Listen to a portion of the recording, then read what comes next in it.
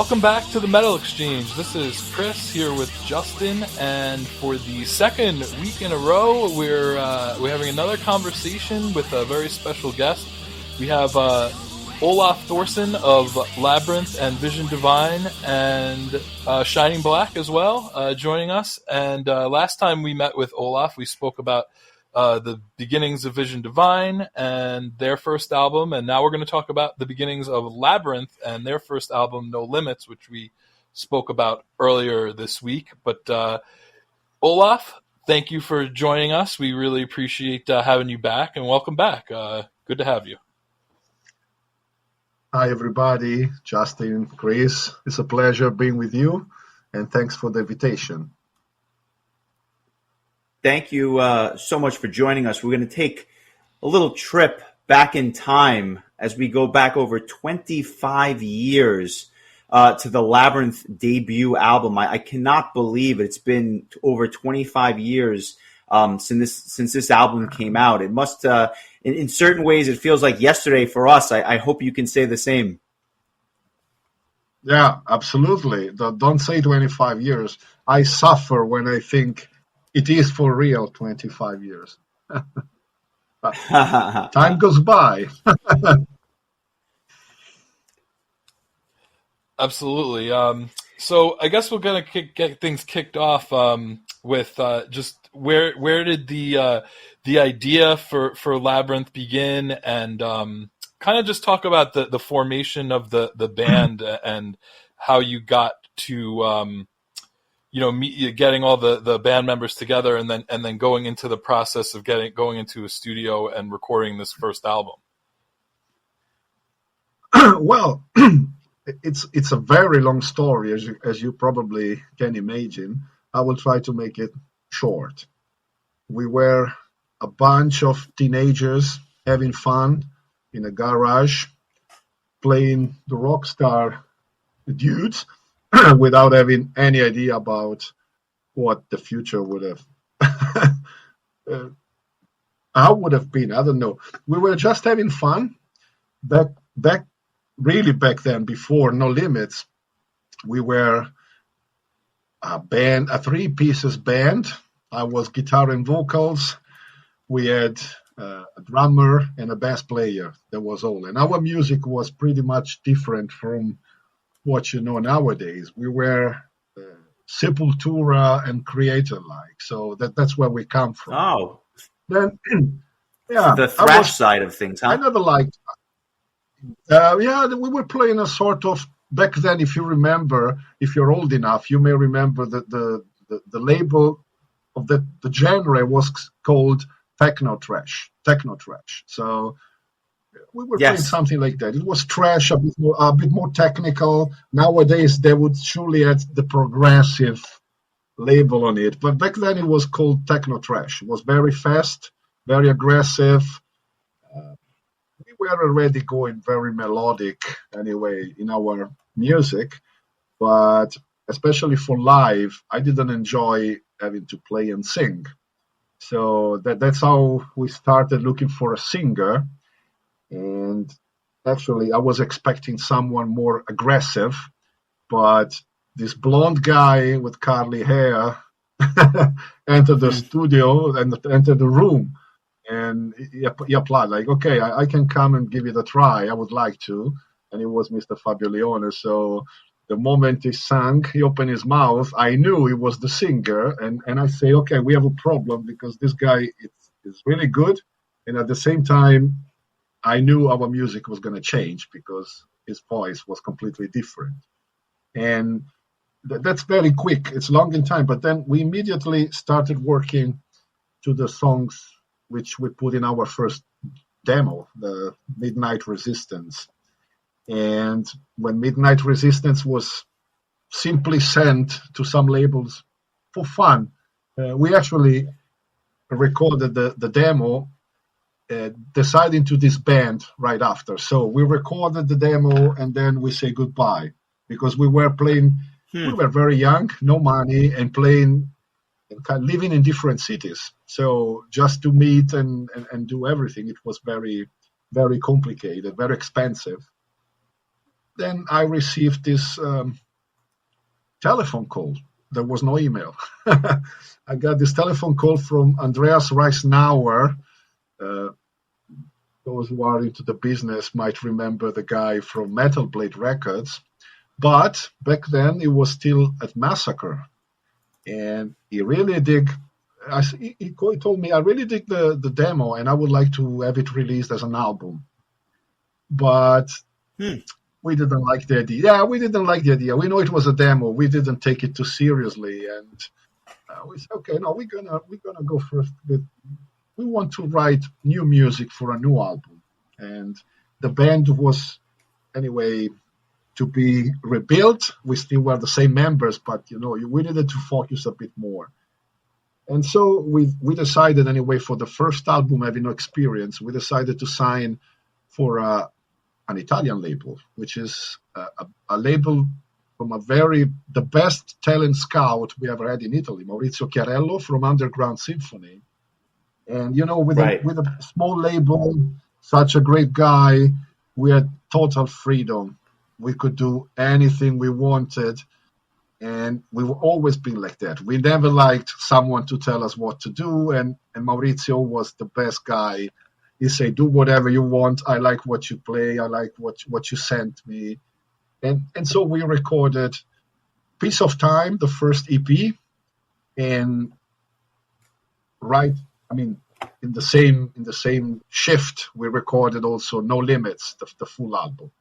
The band back then was, we had Frank Andiver on drums.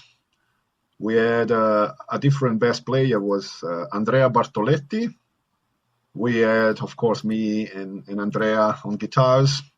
We had Ken Taylor on keyboards, and we had Fabio Leone on vocals, of course.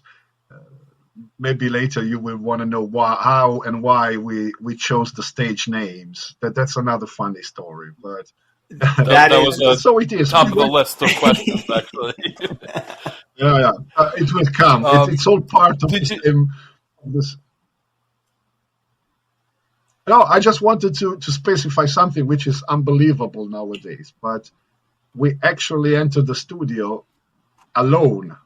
There was no producer, no sound engineer. So No Limits. Wow. It's made by a bunch of guys trying to understand what was that button doing. We had Frank Andiver. He was running a very small studio, so Frank was helping us with that. But we really had no idea. We never recorded a real album. It was our very first try in the studio. So when I listen to it nowadays, it's funny. Yeah, nowadays you can send tracks back and forth on the computer and everything else, but back then, even with Midnight Resistance, I guess everyone was meeting at the studio, kind of laying down their tracks together, but without a producer for a bunch of kids, that must have been very, very difficult. Yeah. We were living in that studio like a big adventure, having fun, pushing everything possible. It was click and go and see you in the end. Whatever it is going to be good. Or we got to do it again from scratch, And those were funny days. We really had the garage attitude. So we were not like, nowadays music has become a bit too much fake, in my opinion. Everything sounds perfect. Everything sounds fake because whoever plays an instrument and listen to these albums, they know it's fake. Some of the music we listen to nowadays, it's not possible to be done that way live. So back then It was the opposite. It was the garage attitude. Let's go, push that button, and see everybody in the end.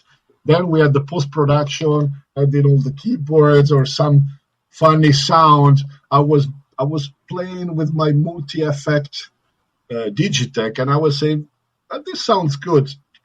Open a track, I'm going to do something. What are you going to do? I don't know, but just push record and I see.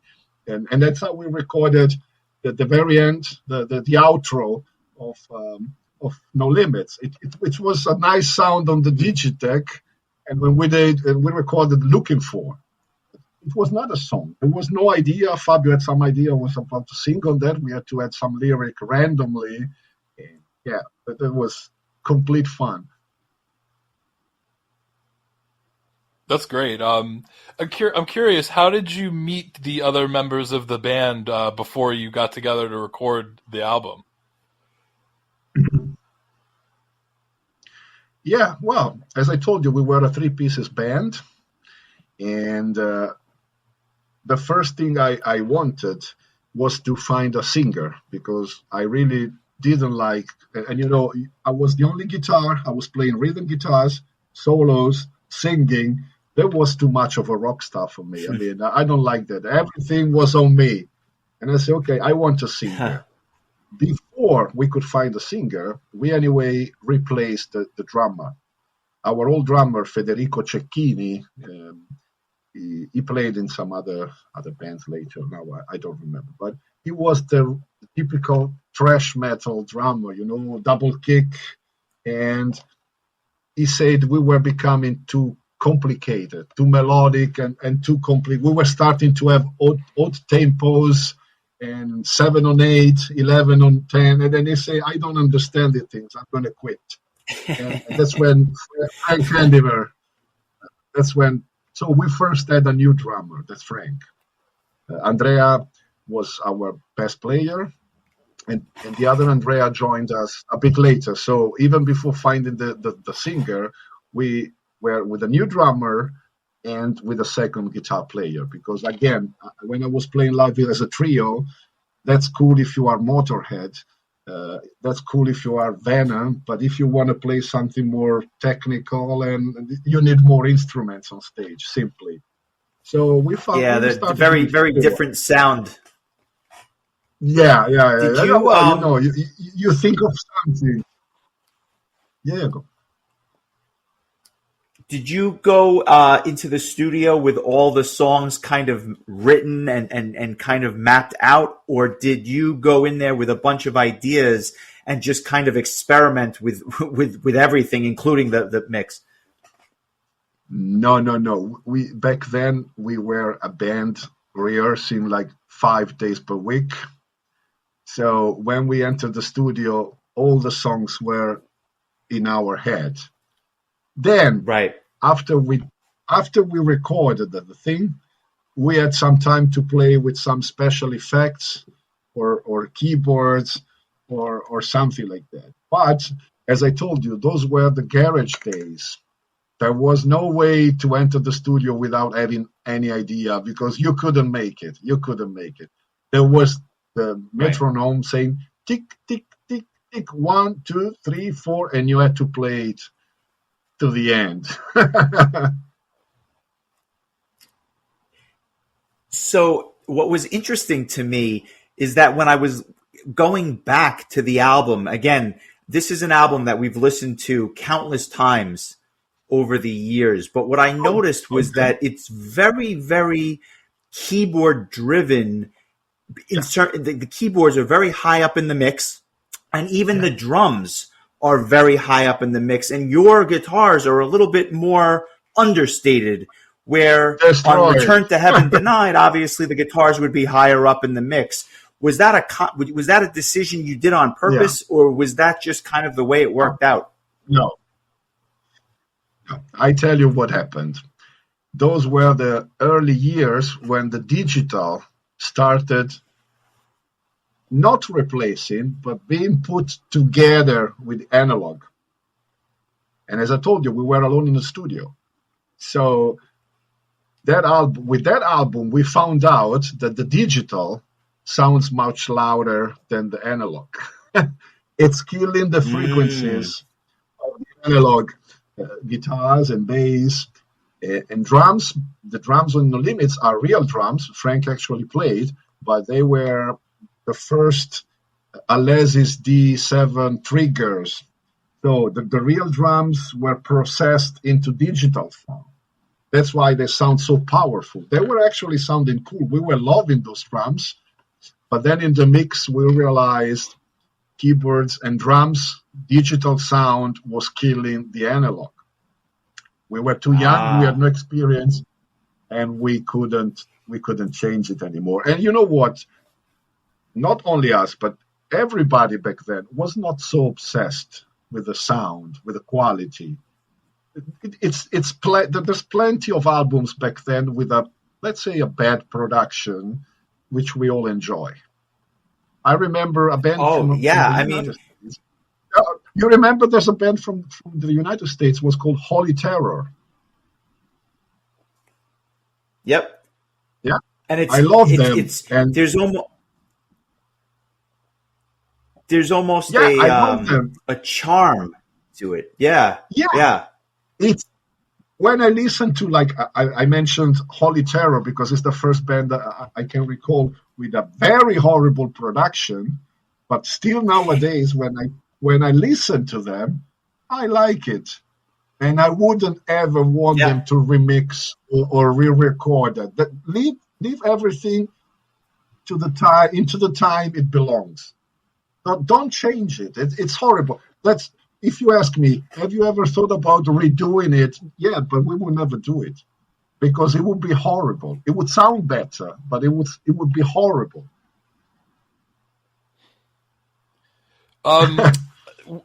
What was some of your and the rest of the band's influences going into recording this album? As far as there's obviously power metal influences, but there's also techno influences as well. So, like, talk about some of the influences that came about, like that influenced you when making this album. Thanks for asking it. First of all, the word power metal didn't exist. Or, well, it did, but power metal for us was the American power metal from bands like Riot. Back then, we were supposed and we were considered to be melodic speed metal. We had no idea about what power metal was. I'm talking about 95, 94. The first bands were already there, but power metal was not in any newspaper or in any magazine. So nobody knew about this power metal thing. It came out during the Return to Heaven Denied recordings. And there's something funny I can tell you about that also later. But as you ask me, how was it? Why we added so many techno keyboards? The album we named it No Limits because we didn't want to have any limit. Everybody was trying to tell us what to do. You got to be more technical, you got to play more melodic, you got to be faster. And we thought, okay, how can we piss everybody off? And back then, if you were a metalhead, you were definitely not to mix things up with dance or techno music. Then we say, okay, let's do it. Nobody ever did it from what we knew back then. There was no YouTube, no internet. We want to piss everybody off because that's what metal was. You know, you remember those days when you were playing metal, you were supposed to be against the system. And we didn't want to copy Halloween or to copy Metallica or to copy anybody. So I said, what can we do that they did back then? They pissed somebody when they came out and we want to do it. So how can we do it? Dance, that was perfect. The first people had their hair going up like, what are you doing? Are you mixing dance with metal? Yeah, we're going to do it. And it was very funny. We actually liked techno music. It's very aggressive. So the two things were... I'll tell you this.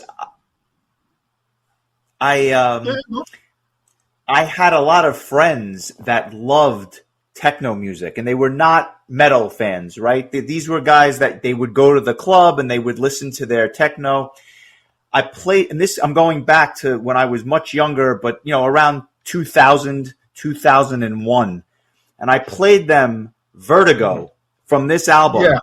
And it was the first time that I played a song that they completely got into and that they said, this sounds like an extension of what we listen to when we go to the clubs. And it was just a really interesting mix between the two because they saw what I loved, but I think appreciated that particular song because it reminded them of the club scene. Yeah, yeah, I believe so. Many people had the same reaction. Vertigo is a cover from one of the most popular musicians in techno. It's Rex Anthony, and even that Yep. people, the metal guys, were shocked. Like they were expecting us to play a cover from Iron Maiden, Metallica, and we did a techno cover. The metal guys didn't even know it was a cover. They didn't know it. They say, which weird song you wrote? And he said, we didn't write anything. It's a cover. And then people know YouTube, but some people really freaked out trying to find the original CD from that artist. Well, incidentally, that was the song that at least I heard first. That was the first Labyrinth song that I heard because I had a friend that said, "You have got to hear this song. I've never heard anything like it before." And I'll never forget, I told this story on our last podcast. We were in a friend's basement. This was in, 1997, 1998. And he pumped the volume all the way up on his stereo and he played Vertigo. And I was absolutely blown away. I'd never heard anything like that before. So it's kind of funny that you were really trying to piss people off, but you actually were making fans, and you were also making fans because I'd never heard anything like that before. I meant it in a good way.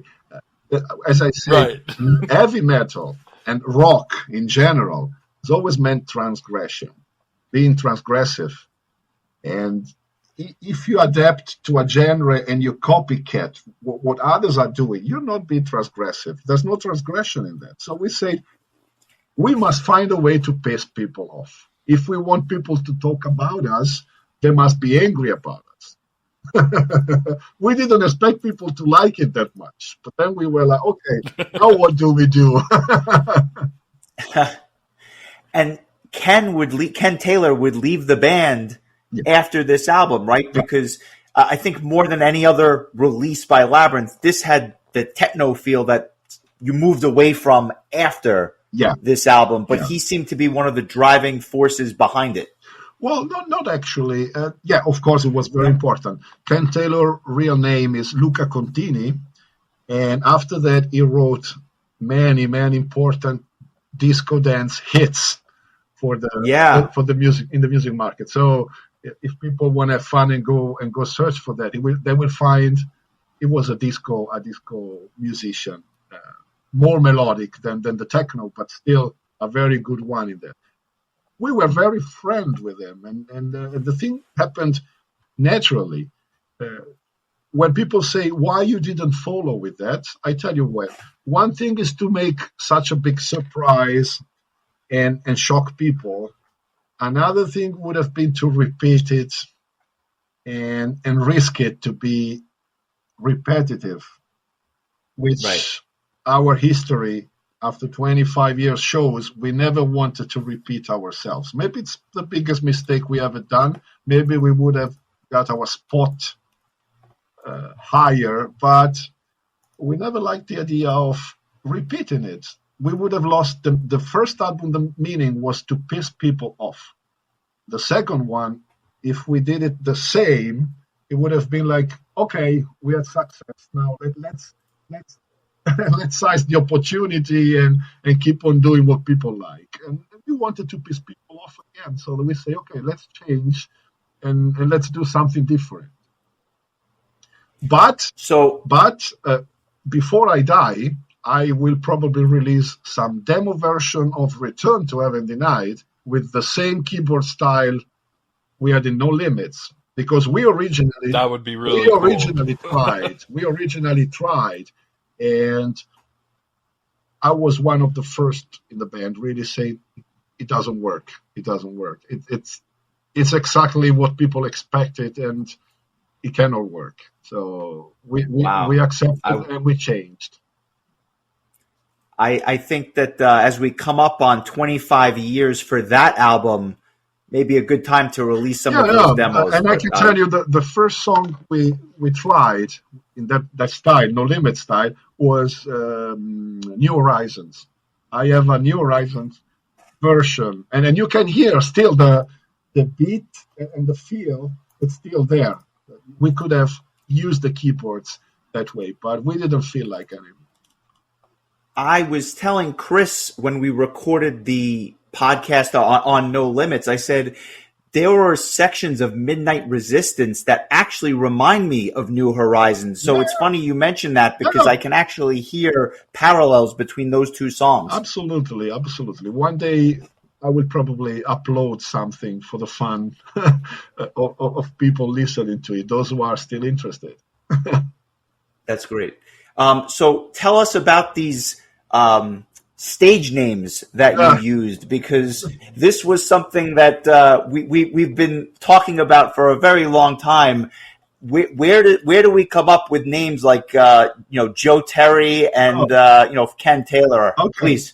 Well, simply during the recording of our demo tape, Midnight Resistance, if you can look at the label, you will notice we were using our real names. Yes. And fact is, every label we wrote, everyone but this Andreas Reisnauer, told us, your music sounds good, but you guys, come on, you are Italians. You should do pop music.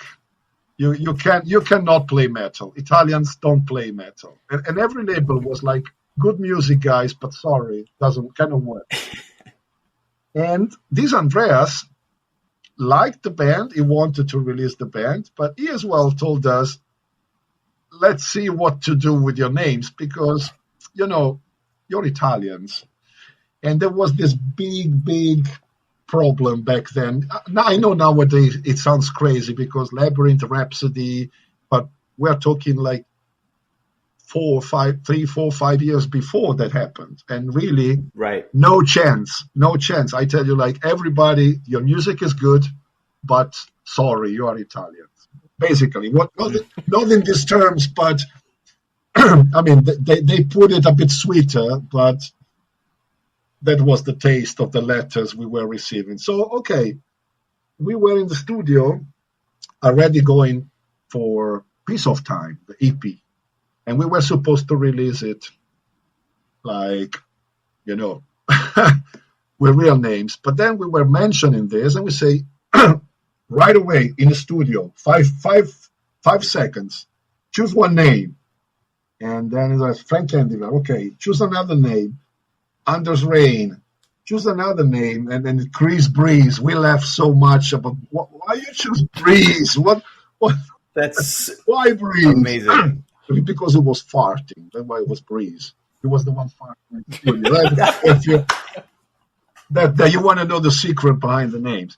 In my case, my friends already called me Olaf because, first of all, my look, and I really don't feel cold in winter. So I was going out in Christmas. I was going with my T-shirt, like Sepultura T-shirt, and my Levi's trucker jeans jacket. So they were always saying, "Is a Viking, he doesn't feel cold."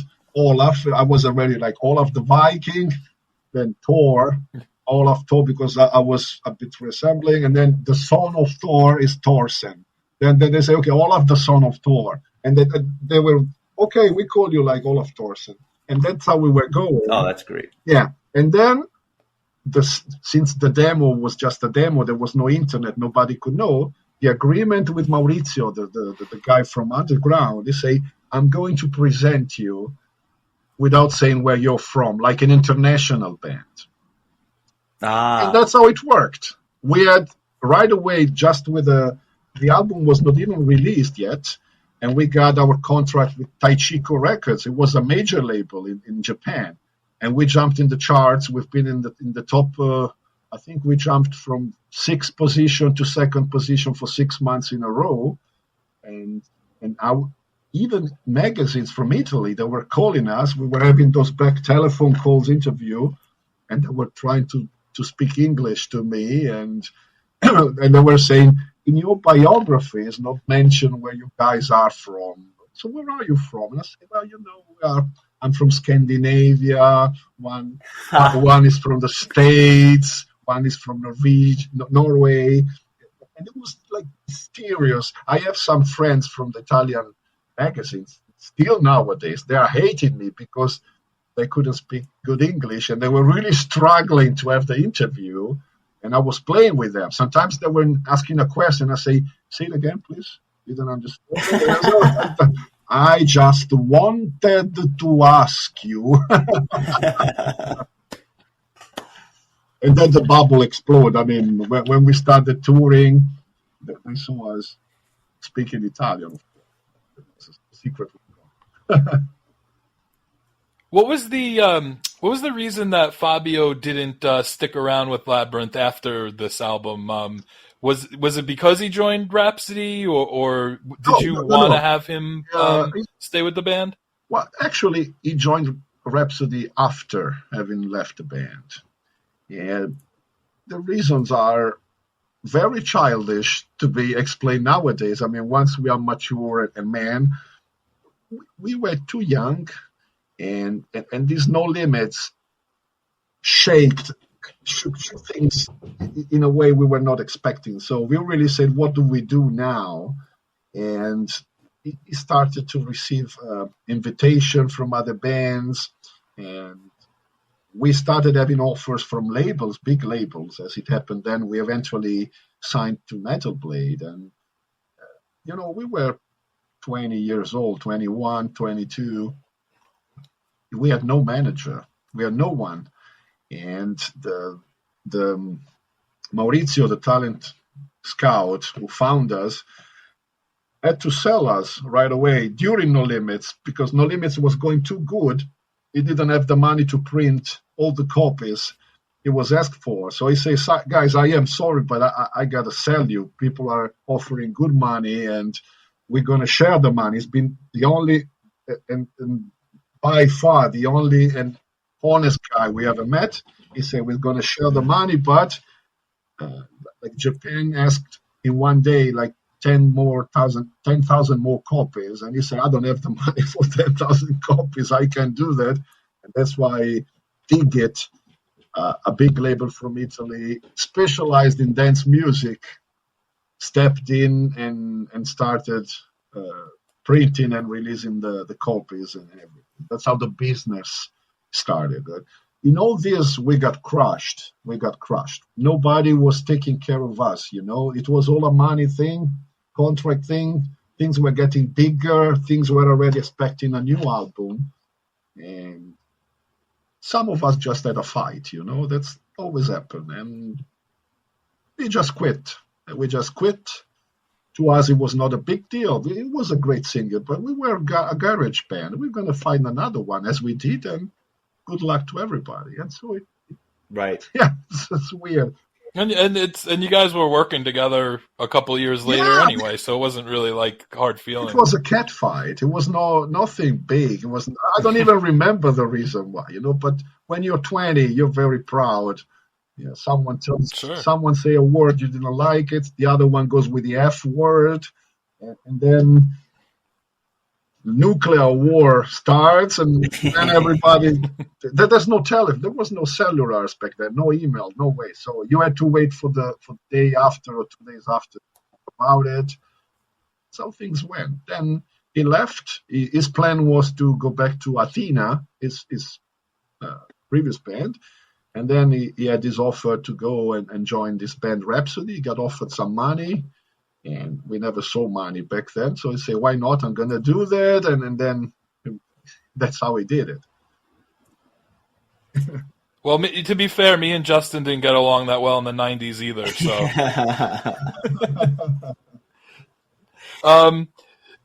I'm curious, are there any songs from this album that really stick out to you, that you really, even after all these years, that you really still have a really strong affinity towards, or that you just really still think are really great? And is there anything that maybe you would like to bring back into a live setting and play live? Because we were talking about how you played In the Shade when we saw you the first time at Prague Power USA, and we were so excited to hear a song from this album. So I'm just curious if there are other songs that you'd like to play live, or just that you have fond memories of. We did already. We played No Limits. It's a song we all absolutely love. We played Mortal Sin once.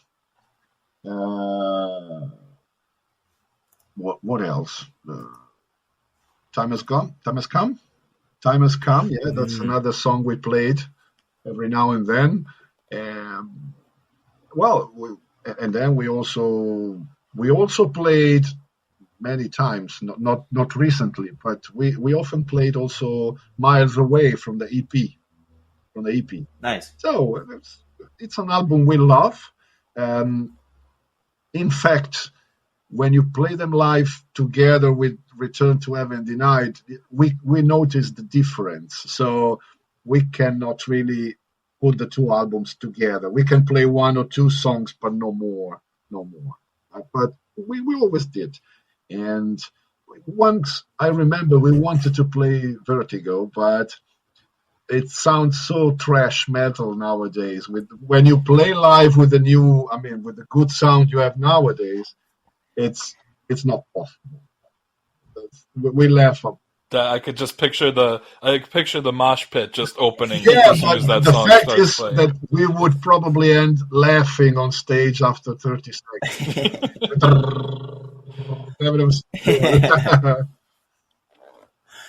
Well, I want to give you a chance, and we obviously appreciate you coming on. What do you have in the works yourself? Obviously, you had the album that came out last year. It was, I think, it received a lot of great reviews, and I was wondering, what does the future hold for Olaf Thorsen, or should I say, the Norwegian thunder god? No, well, for me, as a Labyrinth, we are talking about the close future. We're starting to maybe talk about a new album, and we are old enough not to be in a hurry. And I say, if we weren't in a hurry when we were young, imagine now.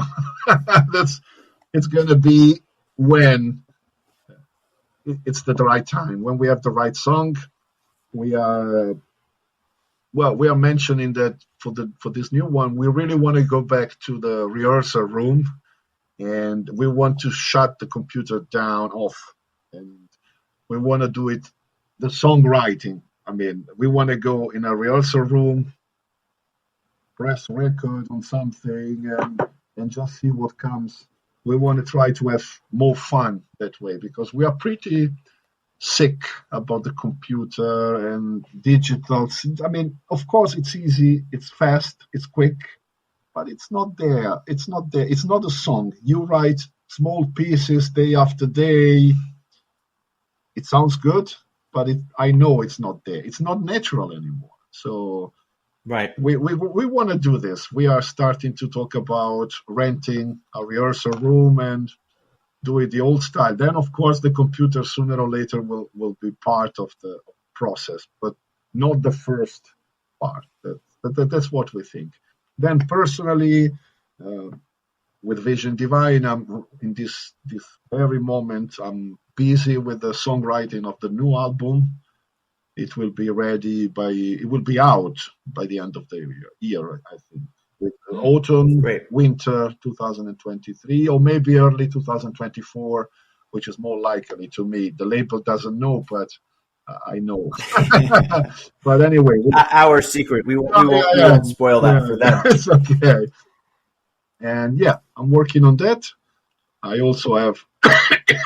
Sorry, I was also having a chat with Mark Bowles, and maybe we consider, when we have some free time, to start working on a third Shining Black, which to me it's a very good experience. Mark is an unbelievable musician. I have been his number one fan of these years, and to me, knowing I'm making music with him, it's out of this world. I would never give up on that. And plus, it's very melodic. I can free my mind. I don't have to go with all the neoclassical or technical progressive. Right. It's very relaxing. I enjoy every single second we do together, and that's it. I guess it's even more than enough for a single person with some years on his shoulders. Yeah. Yeah, that's great. It's funny because we sometimes joke. Who's in more bands right now, Olaf or Fabio? Well, but I think you might be. I think you might be winning now. No, I think it would never be. I mean, you cannot defeat Fabio, I guess, in that. That's the boss level, you know. That's Yeah, he's a busy guy. He pops up all over the place. Yeah. Before we go, we had one question from one of our loyal listeners, Adam, and we kind of connected with him about No Limits a while ago, that he loves this album so much, and he wanted to ask you this question. He wanted to know if you could list some of your favorite European techno songs from the 90s that might have influenced this album from back then. Yeah, absolutely. I can tell you the trance music in general. If you don't know what it is, open Google, search for trance music. Anything you will find, that's my piece of cake. If you want to know my favorite band, absolutely, I give you one song. So I leave you with one song to press on YouTube and listen to it, because that was the first song we wanted to cover. And in the end, it was not violent enough, but it's basically heavy metal. The band is Usura. Usura. No, Usura. Yeah, Usura. Datura. Daturi. And the song is called Infinity.